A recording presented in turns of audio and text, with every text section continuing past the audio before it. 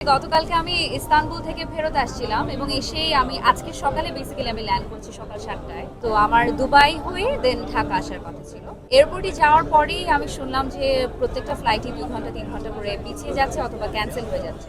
আমার তো এখানে শাকিলকে কমিটমেন্ট দেওয়া আছে, I have to B here. So আমার ইস্তানবুলের পরিবার, আমার ফ্রেন্ডসরা সবাই তাদের ফ্যামিলি বলছিল যে তুমি যেও না, 2-3 দিন থেকে যাও।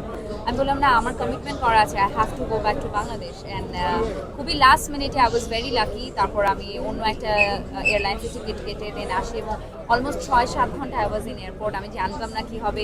যদি দুবাই চলে যেতাম then I think it would have been like কোথায় যে এখন থাকতাম আমি জানি না, বিকজ উই অল নো একটা খুবই ডিফিকাল্ট টাইমের মধ্যে দিয়ে যাচ্ছে এখন। আসলে মানুষ একটা কথা বলে না যে তোমার খারাপ সময়ে, তোমার সবচেয়ে কঠিন সময়গুলোতে বোঝা যায় আসলে কে কাছের মানুষ, কে দূরের মানুষ। তো আমাকে প্রতিনিয়তই আল্লাহ এই টেস্টগুলো দেয় এবং আমার কাছে মনে হয় যে মানুষের ভালোবাসার জন্য বিপদ থেকে আল্লাহ আমার উদ্ধার